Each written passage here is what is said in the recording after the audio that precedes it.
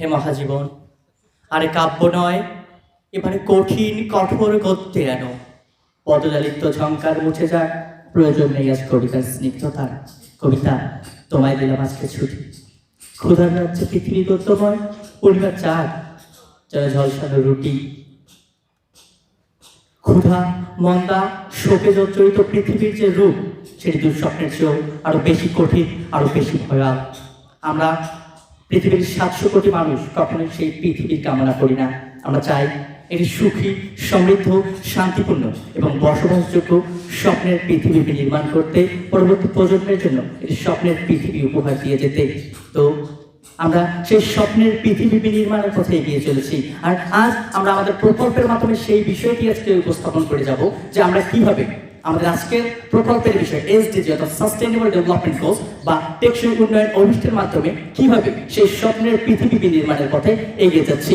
তো সবাইকে অসংখ্য ধন্যবাদ জানাচ্ছি এবং সেই সঙ্গে জানাচ্ছি আমাদের আজকের দ্য স্টার্স অফ কেওপি টিমের সাস্টেইনেবল ডেভেলপমেন্ট গোলস এসডিজি বিষয়ের প্রকল্পটি উপস্থাপন করার জন্য সবাইকে আবার জানাচ্ছি সাদর সম্ভাষণ দিয়ে নিচ্ছি। আমার হাতের ডান দিকে রয়েছে মোর্শেদুল ইসলাম মাসুম, তার পাশে রয়েছে জান্নাতুন নাঈম, অদিতি রায়, ইশতিয়াকুল হক, বৃষ্টি রায়, মোহনা আক্তার, মিম শুকুর, সুবর্ণা আক্তার, নূরে জান্নাত এবং আবু সাইদ। আসসালামু আলাইকুম, আমি মোহাম্মদ জান্নাতুন নাঈম, দশম শ্রেণী। বর্তমান বিশ্বে সর্বাধিক গুরুত্বপূর্ণ ও সমযোপযোগী উদ্যোগগুলোর মধ্যে অন্যতম হচ্ছে এসডিজি অর্থাৎ সাস্টেইনেবল ডেভেলপমেন্ট গোলস বা সাস্টেইনেবল ডেভেলপমেন্ট গোলস বা টেকসই উন্নয়ন অভিষ্ট। কেননা এই একটি উদ্যোগের মাঝেই পুরো পৃথিবীর সমস্ত অস্থিতিশীলতার হ্রাস ঘটিয়ে একটি মানসম্মত ও স্বপ্নের রাজ্যে বসবাসের মতো পৃথিবী বিনির্মাণের সক্ষমতা রয়েছে।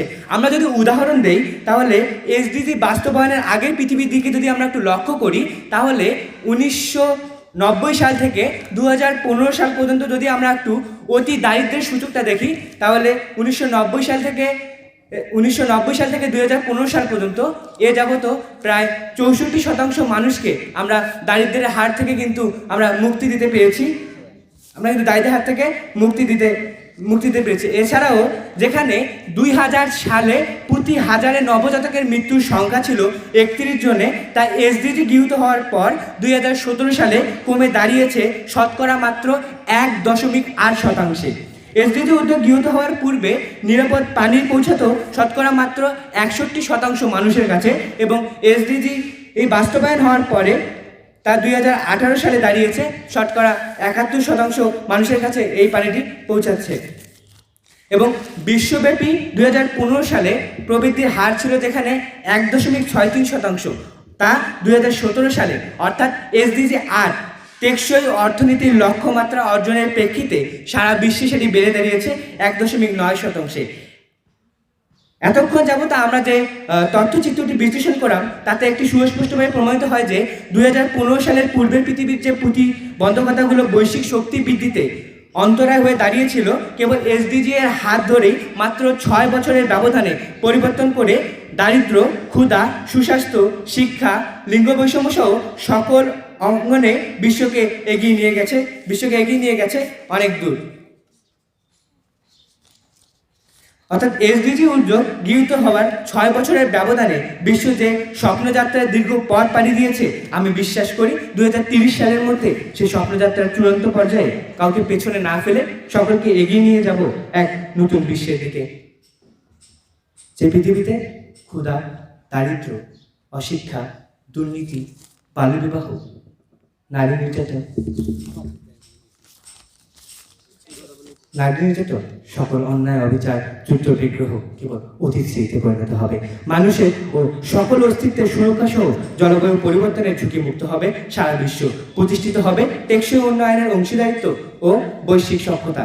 এসডিজি অর্থাৎ সাস্টেইনেবল ডেভেলপমেন্ট গোলসের হাতে হাত রেখে সেই শোষণ বৈষম্যহীন বাসযোগ্য স্বপ্নের পৃথিবীতে পদার্পণের অগ্রিম শুভেচ্ছা আপনাদেরকে। তবে এই এসডিজি বাস্তবায়নের পথে সারথি হিসেবে থাকতে হবে আপনাকেও। ধন্যবাদ। আসসালামু আলাইকুম, আমি মোহাম্মদ আবু সাইদ, স্টার্স অফ কেওপি টিমের সদস্য। দারিদ্র্য নামক ভয়াল অক্টোপাসের থাবায় আর ক্ষুধা মান্দায় জর্জরিত এই জগৎটার রূপ যেন দুঃস্বপ্নের চেয়ে ভয়ঙ্কর, আরও বেশি অন্ধকার। যে জগৎটা আপনাদের কারোই কাম্য নয়। আমাদের কাম্য স্বপ্নের এক পৃথিবী, যেটা হবে সবার বসবাস উপযোগ্য। ঋণগ্রস্ত এই পৃথিবীতে করেছে ক্ষুধা ঋণ, তাই বুঝি তার মাত্রা বাড়ে দিন দিন। আজ কয়দিন খাওনি কিছু ওগো মোর প্রিয়া, ক্ষুধা তৃষ্ণা মেটাও তুমি আখি জল দিয়া। আখি জল দিয়া যেন আর কোনো প্রিয়াকেই মেটাতে না হয় ক্ষুধা তৃষ্ণা, এই আমার আপনাদের সকলেরই চাওয়া। এই আশার এই চাওয়ার পরিপূরণের জন্য একটি নির্দিষ্ট লক্ষ্যমাত্রা রয়েছে, আর তা হলো SDG, সাস্টেইনেবল ডেভেলপমেন্ট গোলস বা টেকসই উন্নয়ন অভিষ্ট। এই টেকসই উন্নয়ন অভিষ্টের প্রথম ও সবচেয়ে গুরুত্বপূর্ণ বিষয়টি হলো দারিদ্র্য বিমোচন। এই দারিদ্র্যের দুষ্টু চক্রের কবলে কতজনের প্রিয়া রয়েছে মানবেতর, কতজন দিয়েছে আত্মহতি, কতজনকে ঝরে পড়তে হয়েছে শিক্ষা প্রতিষ্ঠান থেকে, কতজনের স্বপ্নের জগতে নেমে এসেছে ঘোর অন্ধকার, কতজনের জীবনে এসেছে অন্ধকার, যার শিকার আমি নিজেই দিক থেকে নিজে বুঝতে পারি। আসলে দারিদ্রটা কি আমি নিজে বুঝতে পারি। আমার যখন প্রথম শিক্ষা প্রতিষ্ঠানে যাই, আমার লক্ষ্য একখানেই ছিল যে আমি ডাক্তার হবো। সমাজে বঞ্চিত, চিকিৎসা কেন্দ্র থেকে যারা বঞ্চিত, যারা অর্থের জন্য চিকিৎসা কেন্দ্রে যেতে পারে না, তাদের চিকিৎসার অভাবে আত্মহত্যা করতে হয়। আমি বাবাকে বলতাম, বাবা আমি ডাক্তার হতে চাই, আমি চাই সমাজ থেকে বঞ্চিত মানুষদের সেবা দিতে, যারা অর্থের অভাবে চিকিৎসা থেকে বঞ্চিত থাকে। আমি চাই না, আমার চোখে সেটা ভালো লাগে না, আমি চাই তাদের সাহায্য করতে। আমার বাবা ছিল একজন দিনমজুর। বাবা আমার কথাগুলো একঘেয়ে চোখে শুনত। আমার বাবা আমাকে কাছে এসে বলল, আমার দৈনিক আয় 300 টাকা, মাসে কত হয়? আমি মুখে মুখে বলে দিই, কেন 9,000 টাকা। কই 9,000 টাকা দিয়ে আমি এই সংসারটা চালাই, তোমাদের সকলের চাহিদা পূরণ করার চেষ্টা করি, আর সেখানে তুমি নাকি। বাবা থপ করে বসে পড়ে, লজ্জিত বর্ণের মুখটি নিজ দিকে করে থাকে। আমি বাবাকে কোনো প্রশ্ন করতে পারি না। আর তখনই আমার স্বপ্নের জগতে বেশি ওঠে নানা প্রশ্ন। এই দারিদ্র কি আমার স্বপ্নকে ভেঙে দেবে? এই দারিদ্র কি আমার জীবনে অভিশাপ হয়ে দাঁড়াবে, না এই দারিদ্র আমাকে শক্ত যোগাবে? আমি সেদিনে বুঝতে পারি আসলে মানুষ বলতো দারিদ্র কি, আমার স্বপ্ন এভাবে ভেঙে দিতে থাকে। এরকম অবস্থা থেকে উত্তরণের জন্য SDG নামক যে যোদ্ধা দারিদ্র দুষ্ট চক্র কবলের বিরুদ্ধে ঘোষণা করে দুর্গের দিকে আলোকিত করে এগিয়ে চলেছে দুর্বার, তার একটি উৎকৃষ্ট উদাহরণ আমার এই প্রাণপ্রিয় মাতৃভূমি বাংলাদেশে 2015 সালে হতদারিদ্র্যের হার ছিল 24.37%।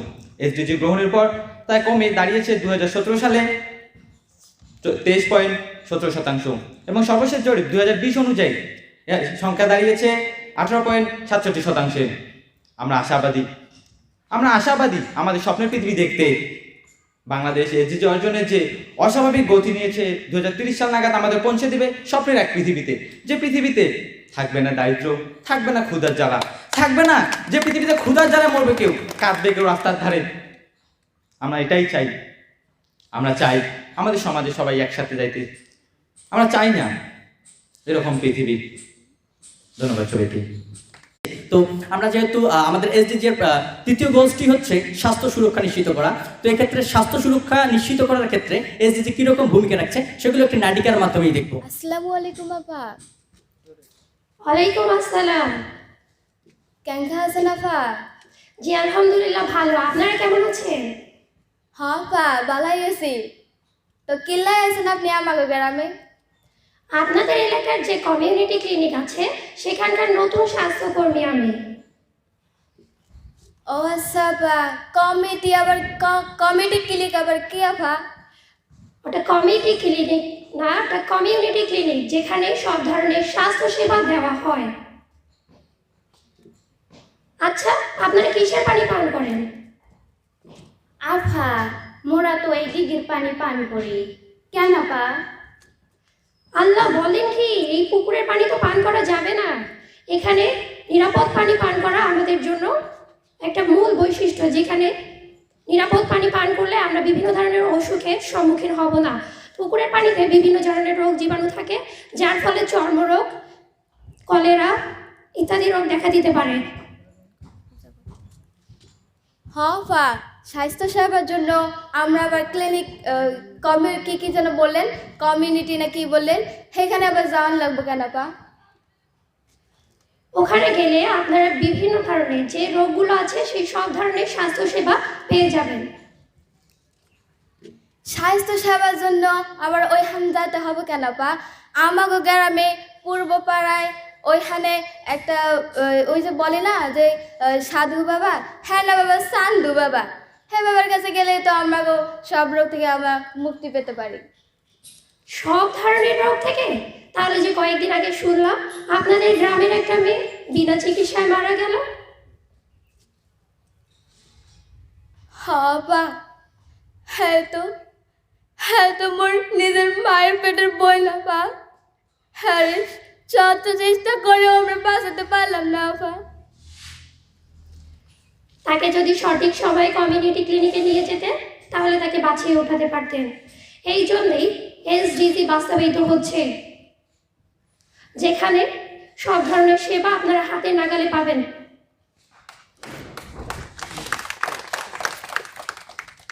এসডিজি সাস্টেইনেবল ডেভেলপমেন্ট গোলস 3 এবং 6, সুস্বাস্থ্য ও কল্যাণ, নিরাপদ পানি ও পয় নিষ্কাশন। স্বাস্থ্যসম্মতভাবে বেঁচে থাকার জন্য সুস্বাস্থ্য নিশ্চিত করা, 2030 সালের মধ্যে মাতৃমৃত্যুর অনুপাত প্রতি লাখে জীবিত জন্মে 70-এর নিচে নামিয়ে আনা, নবজাতক ও অনূর্ধ্ব 5 বছর বয়সী শিশুদের প্রতিরোধযোগ্য মৃত্যু রোধের পাশাপাশি সকল দেশের লক্ষ্য হবে প্রতি 1000 জীবিত জন্মে নবজাতকের মৃত্যু হার কমপক্ষে 12-তে এবং প্রতি 1000 জীবিত জন্মে অনূর্ধ্ব 5 বছর বয়সী শিশুদের মৃত্যু হার কমপক্ষে 25-এ নামিয়ে আনা, যক্ষ্মা, এইডস, ম্যালেরিয়া রোগসমূহের মহামারী অবসান ঘটানো, পানিবাহিত রোগ ও অন্যান্য ব্যাধিসমূহের মোকাবেলায় কাজ করে যাচ্ছে এসডিজি। সুস্বাস্থ্য অর্জনে বর্তমান বাংলাদেশ দেশে মাতৃমৃত্যুর অনুপাত নিরবিচ্ছিন্ন স্থিতিশীলভাবে কমে এসেছে। দক্ষ ধাত্রী ও স্বাস্থ্যকর্মীর মাধ্যমে সন্তান প্রসবের সংখ্যা উল্লেখযোগ্য হারে বেড়েছে। তাই আশা করা যায় 2030 সালের মধ্যে আমরা সুস্বাস্থ্য সবার জন্য নিশ্চিত করতে পারবো। ধন্যবাদ সবাইকে।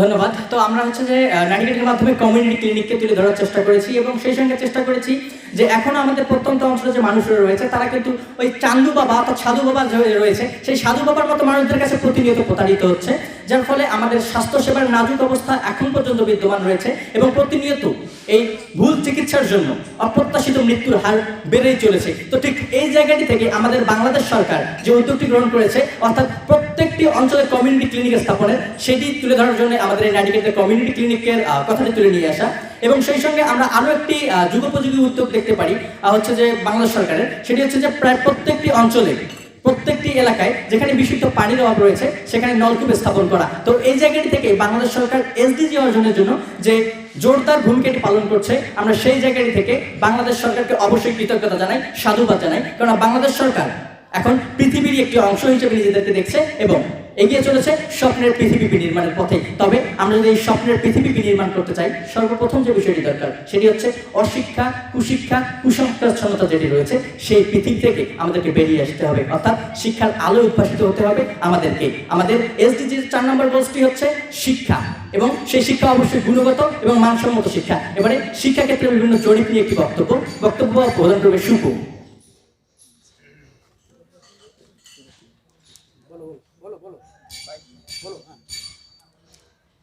লিভ নো ওয়ান বিহাইন্ড, অর্থাৎ পেছনে কাউকে ফেলে নয়, এই প্রতিপাদ্য ও লক্ষ্যমাত্রা নিয়েই জাতিসংঘ কর্তৃক ঘোষিত এসডিজি অর্থাৎ সাস্টেনেবল ডেভেলপমেন্ট গোলস বা টেকসই উন্নয়ন অভিষ্টের পথ পরিক্রমের শুরু। এই পথ চলার পথিককে আলোকিত পথ দেখাতে এসডিজি 4 গোলস অর্থাৎ মানসম্মত শিক্ষার মূল লক্ষ্য। প্রাথমিক বা মাধ্যমিক পর্যায়ের শেষে একজন শিক্ষার্থীর ন্যূনতম যে দক্ষতা অর্জনের কথা তা পরিমাপে আন্তর্জাতিক সূচকে রয়েছে।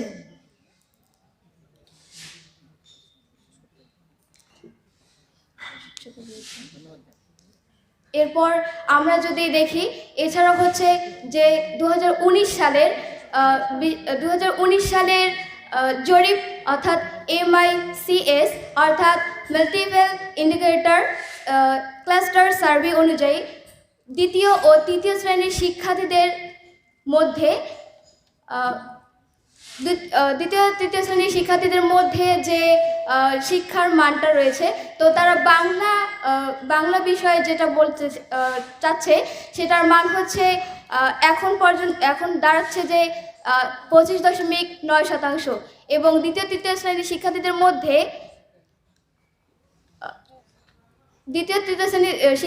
মধ্যে যে আরেকটি দাঁড়িয়েছে সেটি হচ্ছে 13%। ধন্যবাদ সবাইকে। যেটি বলছিলাম যে অশিক্ষা কুশিক্ষার যে বিষয়টি রয়েছে সেটা প্রতিনিয়ত আমাদের সমাজে এখন পর্যন্ত কিছুটা বিদ্যমান রয়েছে, যদিও 2015 সালের তুলনায় সেটি এখন পর্যন্ত 2/3 কমে এসেছে। অর্থাৎ 2015 সালে আমাদের যে নিরক্ষরতার হার ছিল সেই নিরক্ষরতার হার এখন প্রায় 74% সাক্ষরতার হারে পরিণত হয়েছে। অর্থাৎ বাংলাদেশ সহ বিশ্বের প্রতিটি দেশ যে সাক্ষরতার হার, সাক্ষরতার অভিযান সেক্ষেত্রে অগ্রগতি লাভ করছে। এরপরই আমাদের SDG এর গোল নাম্বার 5 অর্থাৎ জেন্ডার সমতা। আমরা প্রতিনিয়ত দেখি আমাদের চারিপাশে আমাদের যে মা বোন রয়েছে তারা সহিংসতার শিকার হচ্ছে, নির্যাতনের শিকার হচ্ছে, তারা বৈষম্যের শিকার হচ্ছে। SDG চায় না আমাদের স্বপ্নের পৃথিবীতে সেই বৈষম্যটি থাক, নারী তার অধিকার থেকে বঞ্চিত হোক। তাই তো SDG এর 5ম গোল বৈষম্য নিরসন, লিঙ্গ বৈষম্য নিরসন। সেই লিঙ্গ বৈষম্য নিরসন নিয়ে একটি বক্তব্য দিবে নূরে জান্নাত।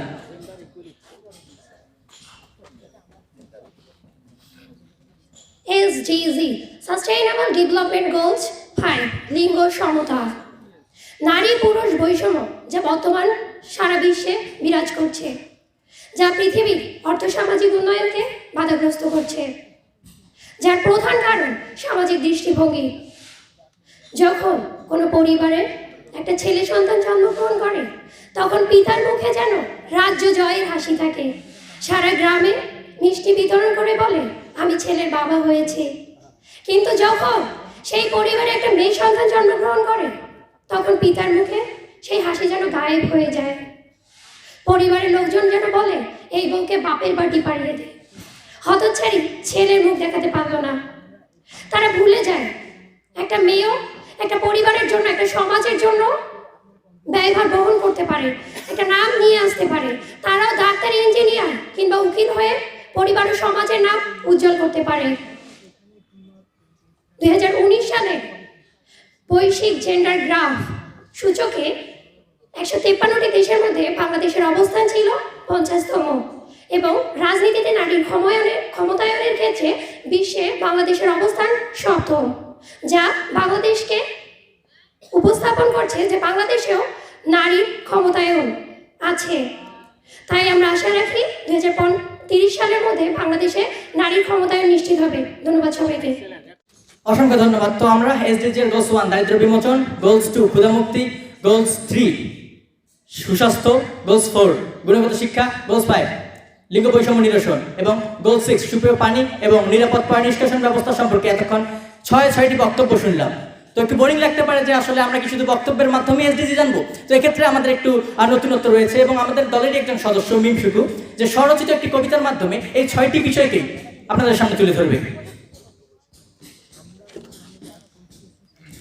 আবৃত্তি করছি রচিত কবিতা আমার SDG। দারিদ্র্যের বেড়াচালে আবদ্ধ, ক্ষুধা মন্দায় আর শোকে জর্জরিত, ভঙ্গুর স্বাস্থ্য ব্যবস্থা, অপ্রত্যাশিত মৃত্যু, অশিক্ষা কুশিক্ষার আধারে নিমজ্জিত চারিপাশ, পানির অপর নাম জীবন, যেখানে সেখানে অবিশুদ্ধ জীবন। হায় দ্বিধা ধরণী, আরো কত কি দেখতে হবে আমায়। কি একে শুনি SDG, সেটা আবার কি? দারিদ্র করবে বিমোচন, ক্ষুধা পাবে মুক্তি, মানুষের মতো বাঁচবে মানুষ, হবে সুস্বাস্থ্যের অধিকারী। শিক্ষার আলোয় প্রজ্বলিত জগৎ, চারিদিকে মানুষের জয়ধ্বনি। নারী পুরুষের বিভেদ দূর হবেই এবার, বিশুদ্ধতা পাবে জাতি। সকল সাম্যতা ন্যায় প্রতিষ্ঠা পাবে শান্তি, দ্বিধা ধরণী গৌরবান্বিত উপহার দেবে আমার স্বপ্নের এসডিজি। ধন্যবাদ সবাইকে। যে ধরনে ছিল দ্বিধা, লজ্জিত, যে পৃথিবীতে ছিল দারিদ্র, ক্ষুধা, সেই পৃথিবী আজ গৌরবিত, সেই পৃথিবী আজ চমকিত। আর এই চমকিত করছে সেটি হচ্ছে আমাদের এসডিজি।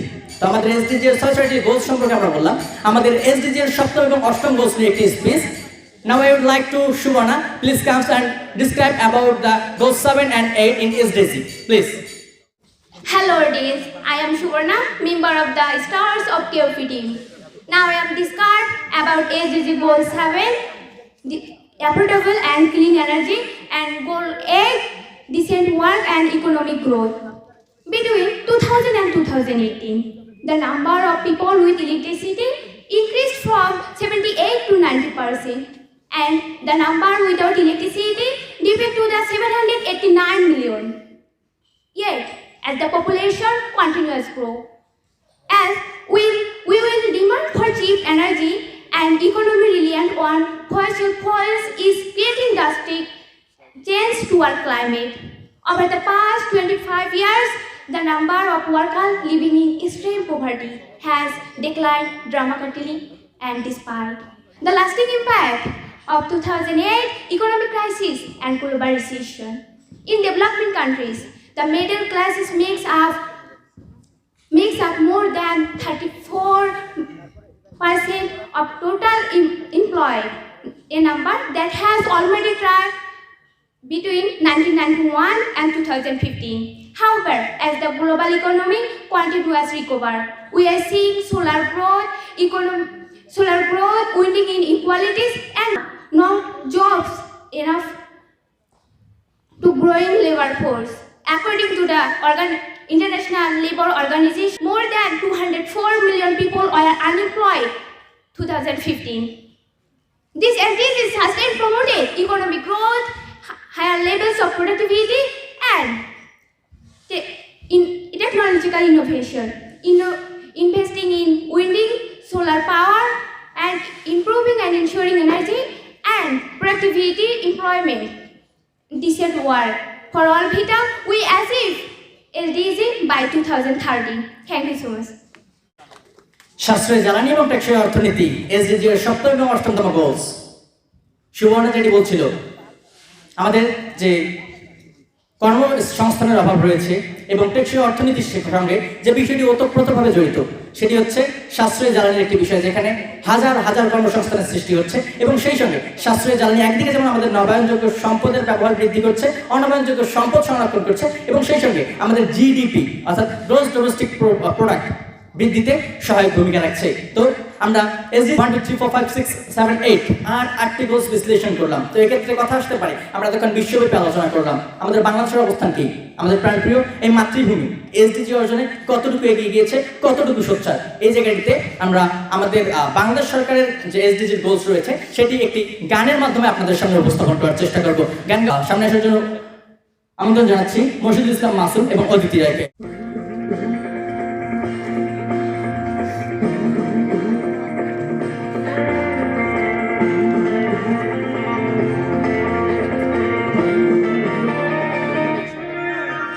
আমরা স্বপ্নের করি শুরু, লেগে থাকে দেশ, আমি তুমি সে তাহারা, আমরা সবাই বাংলাদেশ।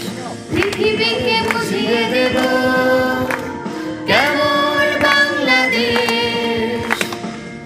আগে বাড়ো, আগে বাড়ো, আগে বাড়ো বাংলাদেশ।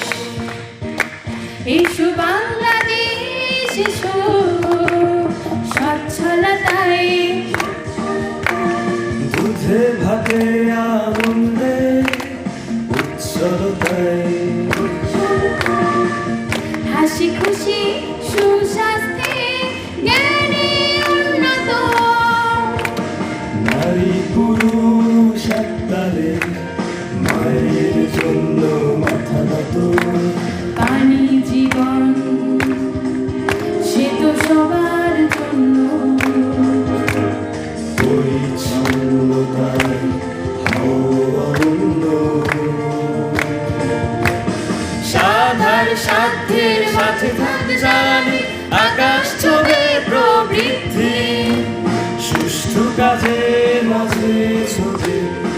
বেকারত্বের গ্লানি।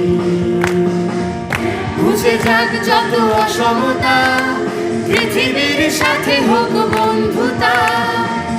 বুঝে যাক যত অসমতা, পৃথিবীর সাথে হোক বন্ধুতা। আমরা স্বপ্নের করি শুরু, লেগে থাকি বেশ। আমি তুমি সে তাহারা, আমরা সবাই বাংলাদেশ। পৃথিবীকে বুঝিয়ে দেব কেমন বাংলাদেশ। আগে বাড়ো, আগে বাড়ো বাংলাদেশ।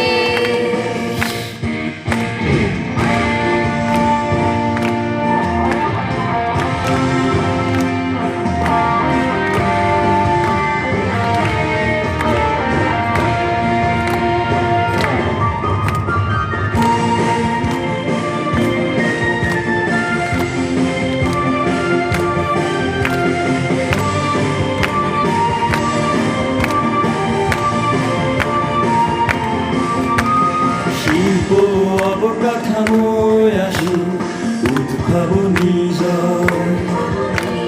তুমি আসুক বৈষম্যতা, পিছিয়ে পড়ার ভয়। লোকালয় শহরে আসুক আধুনিকতা। উন্মাদনে চলো গড়ি অগ্রগামিতা। পরিবেশকে রাখো সুন্দর, সবাই ভালোবেসে। সাগরের অফুরন্ত সম্পদে যেন অকল্যাণ না আসে। মোর মাটি পাহাড় কাটি রাখবো টিকিয়ে। শান্তি শুভ্র পায়রা, সুবিচারে সাজিয়ে। যত অসমতা, পৃথিবীর সাথে হোক বন্ধুতা। বুঝে যাক যত অসমতা, পৃথিবীর সাথে হোক বন্ধুতা। আমরা স্বপ্নের করি শুরু, লেগে থাকি বেশ। আমি তুমি সে তাহারা, আমরা সবাই বাংলাদেশ।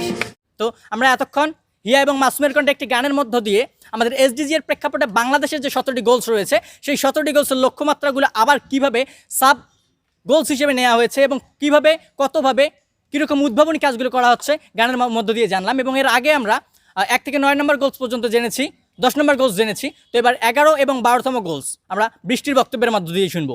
আদাব, আমি বৃষ্টি রায়, 8ম শ্রেণী। আমি টেকসই উন্নয়ন অভিষ্টের 11 এবং 12 নম্বর গোলস দুটি নিয়ে আলোচনা করব। বাংলাদেশ সহ অন্যান্য দেশগুলো, সব দেশগুলো মিলিয়ে একটি যে পরিকল্পনা করেছে সেটা হচ্ছে এসডিজি। এটি সবাই মিলে আমাদেরকেই রক্ষা করতে হবে এবং পালন করতে হবে এর সকল কাজ। আমরা যদি এই কাজগুলো পালন করতে না পারি তাহলে এই টেকসই উন্নয়ন অভিষ্টকে কখনো অর্জন করতে পারবো না। ধন্যবাদ।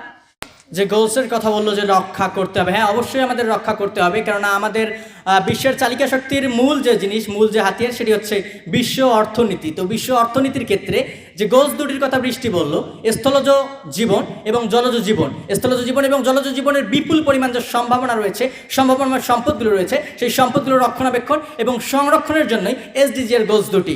অর্থাৎ অবশ্যই আমাদের এসডিজি বাস্তবায়নের জন্য এবং স্বপ্নের পৃথিবী বিনির্মাণের জন্য সেই গোলস দুটি শেষ পর্যন্ত আমাদের 2030-এর পৃথিবীতে পৌঁছতেই হবে। তো আমরাও চাই পৌঁছাক। তো এই স্বপ্ন নিয়ে, এই আশা নিয়ে আমরা আমাদের যে এসডিজি রয়েছে সেই এসডিজিকে একটু অন্যভাবে উপস্থাপন করার জন্য এটি জারি গানের মধ্য দিয়ে বিষয়টিকে সম্পূর্ণরূপে উপস্থাপনা করার চেষ্টা করব।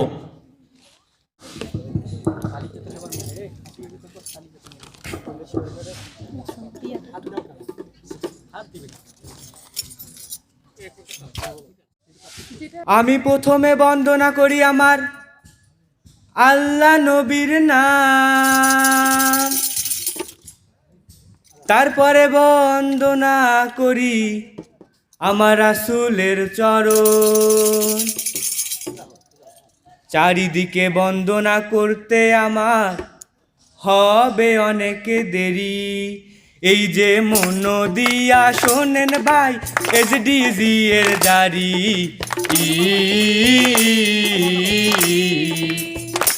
এই যে মন দিয়া শোনেন ভাই এসডিজি এর জারি।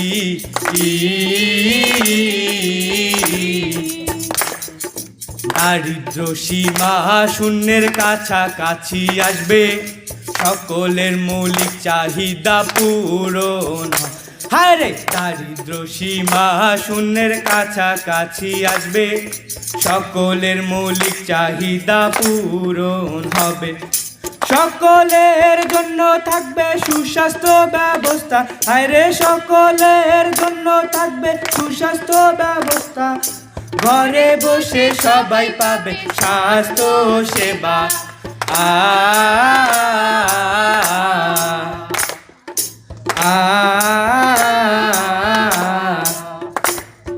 সবার জন্য আজীবন শিক্ষার সুযোগ থাকবে, দেশে কোনো মেধা শূন্য মানুষ নাহি পাবে। হায় রে, সবার জন্য আজীবন শিক্ষার সুযোগ থাকবে, দেশে কোনো মেধা শূন্য মানুষ নাহি পাবে।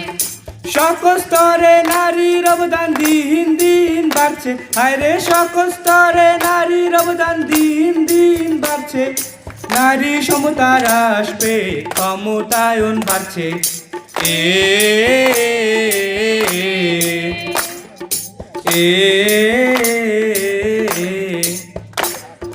পানি পয় নিষ্কাশন থাকবে গ্রাম শহরে, টেকসই ব্যবস্থা নিশ্চিত হবে প্রত্যেক ঘরে ঘর। আরে পানি পয় নিষ্কাশন থাকবে গ্রাম শহরে, টেকসই ব্যবস্থা নিশ্চিত হবে প্রত্যেক ঘরে ঘরে। সবার জন্য থাকবে টেকসই জ্বালানি, আরে সবার জন্য থাকবে টেকসই জ্বালানি। নিশ্চিত হবে টেকসই কৃষি ও জ্বালানি।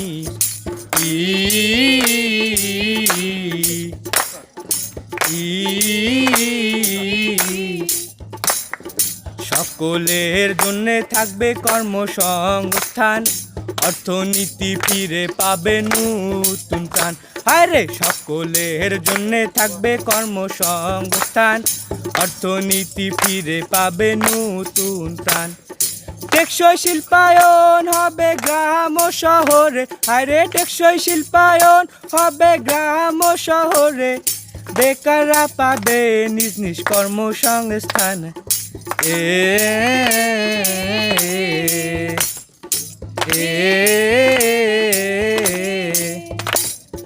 বৈষম্য হ্রাস পাবে, থাকবে না কেউ পিছে, সকলে মিলে এগিয়ে যাব কাউকে নাহি ফেলে। আরে বৈষম্য হ্রাস পাবে, থাকবে না কেউ পিছে, সকলে মিলে এগিয়ে যাব কাউকে নাহি ফেলে। এই কথা বলিয়ায় আমি শেষ করলাম জারি, আরে এই কথা বলিয়ায় আমি শেষ করলাম জারি। এসডিজির কথায় আপনারা বলবেন বাড়ি বাড়ি।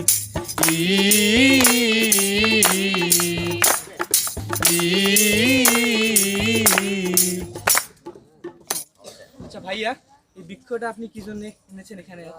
হ্যাঁ, অনেকক্ষণ যাবত আমরা শুরু থেকে একটি বৃক্ষ সামনে রেখেছি। তো যদিও এতক্ষণ থেকে কোনো প্রশ্ন আসেনি, যার জন্য উত্তর দেওয়ার সুযোগ হয়নি যে আসলে বৃক্ষটি কিসের জন্য। তো আমি উত্তরটি দিচ্ছি এভাবেই যে আসলে বৃক্ষটিকে আমরা এটি পৃথিবীর সঙ্গে তুলনা করি। আমরা বৃক্ষটিকে একটি পৃথিবীর সঙ্গে তুলনা করি এবং মনে করি যে যে গাছটি রয়েছে সেটি 2015-এর আগের আমাদের পৃথিবী। এরপরে আমরা যদি আসছি যে 2015 সালে যখন আমাদের এসডিজি উদ্যোগটি গৃহীত হলো, তখন এই পৃথিবীর অবস্থাটা কী ছিল। আমরা যদি সকল ডালপালা বাদ দিই, আমরা মনে করি যে তখন আমাদের পৃথিবীর রূপটি ছিল এটি শুকনো প্রায় মৃত গাছের মতো। এবং এর প্রেক্ষিতে আমরা এখন পর্যন্ত এতক্ষণ যে তথ্যচিত্রগুলো বিশ্লেষণ করলাম তার মধ্য দিয়ে আমরা এতটুকু নিশ্চিত হতে পেরেছি যে যখন আমরা 2016 সাল থেকে 2021 সাল পর্যন্ত অর্থাৎ এসডিজি গৃহীত হওয়ার 6 বছরের প্রারম্ভে যে কাজগুলো করতে পেরেছি, যতটুকু অগ্রগতি করতে পেরেছি, সেই অগ্রগতির ধারাবাহিকতায় যতটুকু উন্নতি করতে পেরেছি সেগুলো বিভিন্ন এসডিজি এর লক্ষ্যমাত্রাগুলোকে ডালপালার সঙ্গে তুলনা করে সেগুলো যখন আমরা গাছটিতে লাগিয়ে দিয়েছি তখন দেখতে পাচ্ছি যে আসলে গাছটি কিছুটা সতেজ হচ্ছে, সজীব হচ্ছে, অর্থাৎ বেঁচে উঠছে। এবং আমরা সেই যে সূচকটি আমরা ইতিমধ্যে অর্জন করতে পেরেছি সেই সূচকের ধারাবাহিকতায় পরবর্তী 9 বছরে অর্থাৎ এখন 2021 এবং পরবর্তী যে 9 বছর রয়েছে এসডিজি বাস্তবায়ন 2030 সাল পর্যন্ত, তখন যদি আমরা এই ধারাবাহিকতায় একইভাবে বাকি যে গোলসগুলো রয়েছে সেই গোলসগুলো অর্জন করতে পারি তাহলে আমাদের যে পৃথিবী নামক বৃক্ষটি রয়েছে এসডিজি নামক লক্ষ্যমাত্রার ডালপালা দিয়ে ভরে উঠবে, অর্থাৎ এটি সজীব, সতেজ এবং জীবিত এটি বৃক্ষ তৈরি হবে। আর এই বৃক্ষটি আমাদের পৃথিবী, আমাদের স্বপ্নের পৃথিবী, যেখানে আমরা দেখিয়েছি দারিদ্র্য, ক্ষুধা, দুর্নীতি, বাল্যবিবাহ, অশিক্ষা, কুশিক্ষা, কুসংস্কার কিচ্ছু থাকবে না। অর্থাৎ আমরা নতুন এক স্বপ্নের পৃথিবীতে পদার্পণ করব। সেই স্বপ্নের পৃথিবীতে আবারও বলছি এসডিজির যে লক্ষ্য, নো ওয়ান লিভ বিহাইন্ড, কাউকে পিছনে ফেলে রেখে আমরা যাব না। পৃথিবীর 700 কোটি মানুষ একসঙ্গে একই তালে 700 কোটি মানুষের 1400 কোটি পা নতুন এক পৃথিবীতে পদার্পণ করবে 2030 সালে। সেই আশায় আমরা রইলাম এবং এর মধ্য দিয়ে সর্বশেষ আমাদের দলের যে পাওয়ার পয়েন্ট প্রেজেন্টেশন রয়েছে করার মধ্য দিয়ে আমরা আমাদের আজকের প্রজেক্টের যে আমাদের বিষয় এবং টিম ওয়ার্ক সেটি সমাপ্তি ঘোষণা করছি। সবাইকে অসংখ্য ধন্যবাদ। আমাদের পাওয়ার পয়েন্ট প্রেজেন্টেশনের সর্বপ্রথম হচ্ছে গ্লোবাল থিঙ্কার কেওপি স্কুল। যেহেতু আমাদের পিবিএল কম্পিটিশনের পথ চলা গ্লোবাল থিঙ্কার্স গ্রুপের হাত ধরে কেওপি স্কুলের এবং তার পাশেই রয়েছে আমাদের কেওপি স্কুলের লোগো, অর্থাৎ এর আয়োজক। পিবিএল কম্পিটিশন 2021 ইতিমধ্যে আমরা পার্ট 1 এবং পার্ট 2 পেরিয়ে এসেছি এবং এটি আমাদের পার্ট 3 চলছে।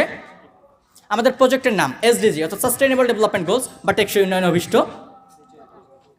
আমাদের এসডিজি এর যে লোগো সেটি, যেখানে 17টি লক্ষ্যমাত্রার 17টি নির্দিষ্ট লোগো রয়েছে। এরপরে আমাদের টিমের নাম দ্য স্টার্স অফ কেওপি। আমাদের টিম ইন্ট্রোডাকশন করছি, আমাদের টিমের সদস্যদের সঙ্গে পরিচয় করে দিচ্ছি। আমাদের টিমের উপদেষ্টা শ্যামল চন্দ্র রায় স্যার এবং সেই সঙ্গে আমি Ashraful Islam রবু, the stars of কেওপি এর টিম লিডার।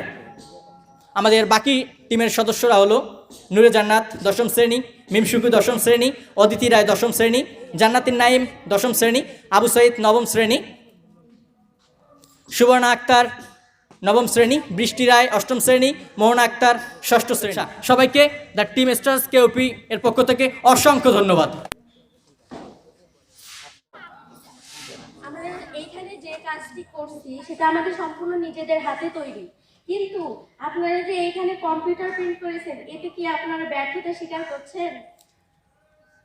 অসংখ্য ধন্যবাদ। খুব সুন্দর একটি প্রশ্ন ছিল যে আসলে কম্পিউটার প্রিন্ট কিনা। আমি যে প্রশ্নটি করেছে দেখতে পাচ্ছি দ্য ওয়ারিয়র্স দলের একজন সদস্য, তো তিনের গায়ে যে টি শার্টটি রয়েছে দ্য ওয়ারিয়র্সের সেটি কিন্তু হাতে তৈরি নয় এবং আমাদের স্কুলের নির্দিষ্ট একটি পোশাক রয়েছে, সেই পোশাক বহির্ভূত একটি পোশাক তারা পরে আজকে পারফরমেন্স করার জন্য প্রস্তুত রয়েছে এবং আমরা স্বীকার করছি যে এখানে আমরা একটু সহায়তা নিয়েছি। তবে এক্ষেত্রে আমরা চিন্তা করেছি যে আইসিটির যে অবদান রয়েছে বাংলাদেশে সেটির একটু সহায়তা নেওয়া এবং এটির মাধ্যমে খুব সহজে আমাদের 17টি গোলসকে সবার সামনে উপস্থাপন করা। তো আপনারা যে লিঙ্গ সমতার কথা বলেছেন কিন্তু তৃতীয় লিঙ্গের কথা কিন্তু আপনারা তুলে ধরেননি। তারা কেন এখনো বিপন্ন জীবনযাপন করছে?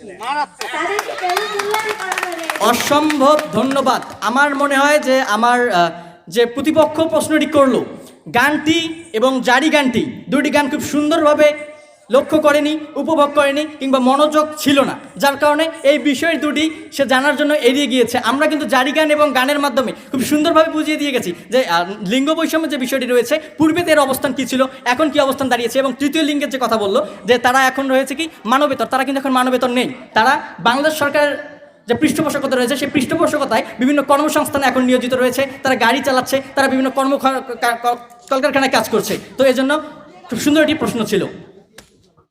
আপনারা তুলে ধরলেন যে বাংলাদেশে প্রতি গ্রামে গ্রামে কমিউনিটি ক্লিনিক আছে, বাংলাদেশে এত হাসপাতাল করা হচ্ছে, বাংলাদেশে এত বেশি যে আন্তর্জাতিক মানসম্পন্ন চিকিৎসা সরঞ্জাম রয়েছে, কিন্তু এরপরেও বাংলাদেশের মানুষরা চিকিৎসার জন্য কিন্তু বাইরের দেশে যায়। এক্ষেত্রে কি এসডিজির কোনো ভূমিকা নেই? এসডিজি কি বাংলাদেশের চিকিৎসার কোনো উন্নয়ন করছে না? অসম্ভব রকমের সুন্দর একটি প্রশ্ন। এখানে হচ্ছে যে বাংলাদেশের মানুষ চিকিৎসা সেবা নেওয়ার জন্য বিদেশে যাচ্ছে। বিদেশে কেন যাচ্ছে? কারণ আমরা এসডিজি গোলসটি গ্রহণ করেছি কবে? 2015 সালে। আজ 2021 সাল, অর্থাৎ এসডিজি গ্রহণের যে গোলস 3 রয়েছে স্বাস্থ্য সুরক্ষা, সেটি গ্রহণের মাত্র 6 বছর হয়েছে। তার মধ্যেই কিন্তু আমরা যখন লক্ষ্য করি যে আমাদের যে ঊর্ধ্বতন কর্মকর্তারা রয়েছে তারা কিন্তু বাংলাদেশে করোনার ভ্যাকসিন গ্রহণ করছে, তারা কিন্তু বিদেশে যায়নি ভ্যাকসিন গ্রহণ করার জন্য। এটি বিষয়। অর্থাৎ এভাবে আমাদের ইতিবাচক পরিবর্তনগুলো আসছে এবং আমরা বিশ্বাস করি 2030 সালের মধ্যে যদি আমরা সম্পূর্ণরূপে গোলস 3 যে লক্ষ্যমাত্রা রয়েছে সেখানে পৌঁছতে পারি, কোনো লোককেই এই টেকসই উন্নয়নের ধারাবাহিকতায় বাইরের দেশে চিকিৎসা সেবা নেওয়ার জন্য যাওয়ার কোনো প্রয়োজন হবে না। এতটুকু আশ্বস্ত আমরা আপনাদেরকে করতে পারি। আবার দ্বিতীয় প্রশ্ন, আপনারা বাংলাদেশের গুণগত শিক্ষার কথা তুলে ধরেছেন, কিন্তু বাংলাদেশের গুণগত শিক্ষার কথা বলতে গেলে যদি সাক্ষরতাই হয়, তাহলে যে এই যে যখন জিপিএ 5 এর কথাটা আসে, তাকে কোনো প্রশ্ন করবেন, সে কোনো অ্যান্সার দিতে পারবে না। অপারেশন সার্চলাইট কি? অনেকেই অ্যান্সার দেবে যে অপারেশন করার জন্য যে সার্চলাইট ব্যবহার করে সেটি অপারেশন সার্চলাইট। এক্ষেত্রে কি বাংলাদেশের শিক্ষার্থীরা আসলে কি গুণগত শিক্ষার পাচ্ছে, নাকি এটি শুধু এমনিতে? ব্যতিক্রম কখনো উদাহরণ নয়। ব্যতিক্রম কখনোই উদাহরণ নয়। যে 2-1 ব্যতিক্রম রয়েছে, তারা হয়তো কোনো কারণে কারচুপি কিংবা অবৈধ পন্থায় জিপিএ 5 পেয়েছে, যার ফলশ্রুতিতে তার এরকম পরিস্থিতি দাঁড়িয়েছে। কিন্তু আমাদের টেকসই উন্নয়নের যে গোলস 4 রয়েছে, গুণগত শিক্ষা, সেই গুণগত শিক্ষায় কিন্তু স্পষ্টভাবে উল্লেখ রয়েছে অবৈধ পন্থা অবলম্বন করে নয়। অর্থাৎ আমরা যদি টেকসই উন্নয়নের লক্ষ্যমাত্রা 4র্থ গোলসটি সম্পূর্ণ করতে পারি, তাহলে কাউকে অবৈধ পন্থায় জিপিএ 5 পেতে হবে না। অর্থাৎ যে 2-1টি উদাহরণ রয়েছে, ব্যতিক্রম রয়েছে, যেগুলো উদাহরণ হিসেবেও আমরা গণ্য করছি না, সেই রকম কোনো অনাকাঙ্ক্ষিত ঘটনার শিকার আমরা হব না। অসংখ্য ধন্যবাদ দীপ। আপনার কাছে প্রথম যে প্রশ্নটা রাখবো তার আগে কয়েকটা কথা বলে নিই। আমরা আপনার দলের এমন অনেক সদস্য রয়েছে যারা কোনো রকম কথাই বলেনি। তারপরেও আপনাকে যে প্রশ্নটা করবো সেটা হচ্ছে, আপনি একটি নাবিকা দেখিয়েছেন, নাবিকার আগে বলেছিলেন যে করোনার কথা, তো আপনি বলে তারপর এটাও বলেছেন যে কমিউনিটি ক্লিনিকে সব ধরনের চিকিৎসা পাওয়া যায়। আসলে এখান থেকে যদি কোনো লোক শুনে এখন কমিউনিটি ক্লিনিকে গিয়ে করোনার ভ্যাকসিন চায়, কমিউনিটি ক্লিনিক কি সেটা দিতে পারবে? কমিউনিটি ক্লিনিকে সকল ধরনের সেবা পাওয়া যায়। এক্ষেত্রে একটু পড়াশোনার প্রয়োজন রয়েছে। কমিউনিটি ক্লিনিকের একটি নির্দিষ্ট মাত্রা রয়েছে, অর্থাৎ 33টি পর্যন্ত ঔষধ কমিউনিটি ক্লিনিক বিনামূল্যে প্রদান করতে পারবে। এক্ষেত্রে করোনা ভ্যাকসিনের যে বিষয়টি আসছে, এটি কিন্তু সম্পূর্ণ আলাদা একটি বিষয়। অর্থাৎ যখন আমরা এসডিজিটি গ্রহণ করেছি তখন কিন্তু করোনা মহামারী পরিস্থিতি ছিল না। এবং আমরা লক্ষ্য করছি করোনা মহামারী পরিস্থিতি গত 1 বছর থেকে যখন শুরু হয়েছে, আমাদের জাতিসংঘ যে উদ্যোগটি গ্রহণ করেছে, অর্থাৎ এসডিজি ঘোষণা করেছে, সেই জাতিসংঘের একটি সংস্থা ওয়ার্ল্ড হেলথ অর্গানাইজেশন, বিশ্ব স্বাস্থ্য সংস্থা কিন্তু বিভিন্ন প্রচারণামূলক কার্যক্রম চালিয়েছে এবং বিশ্ব স্বাস্থ্য সংস্থার হাত ধরেই আমরা ভ্যাকসিন পাচ্ছি। এবং আমরা আশা করি যে জোয়ারটি শুরু হয়েছে ভ্যাকসিনের, সেই জোয়ারটি শেষ পর্যন্ত আমাদের কমিউনিটি ক্লিনিকগুলোতে পর্যন্ত পৌঁছতে সক্ষম হবে। সেরকম কোনো সম্ভাবনা দেখি না। এখানে আরেকটা কথা, এক মিনিট, সেরকম কোনো সম্ভাবনা দেখি না। আমরা কিন্তু যখন করোনা মহামারী পরিস্থিতি শুরু হলো, সর্বপ্রথম চিন্তাটি ছিল যে -100 ডিগ্রি সেলসিয়াসে করোনা ভাইরাসের ভ্যাকসিন রাখতে হয়।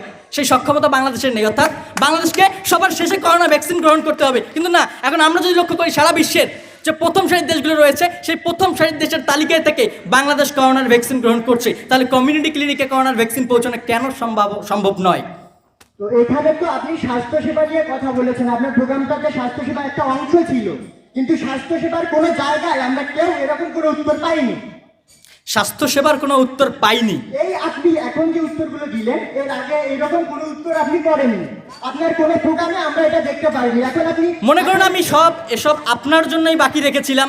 আপনি প্রশ্ন করবেন, আপনার প্রশ্নের উত্তরের মাধ্যমে আমি এটা বোঝাবো। আপনি তো হচ্ছে পার্টিতে ঢিল ছুঁড়ে হাসি দেখাচ্ছেন। Thanks for your kind information. একটি করে দলের জন্য সর্বোচ্চ 2টি করে প্রশ্ন বিদ্যমান। আপনি ইতিমধ্যেই 7 থেকে 8টি প্রশ্ন করে ফেলেছেন।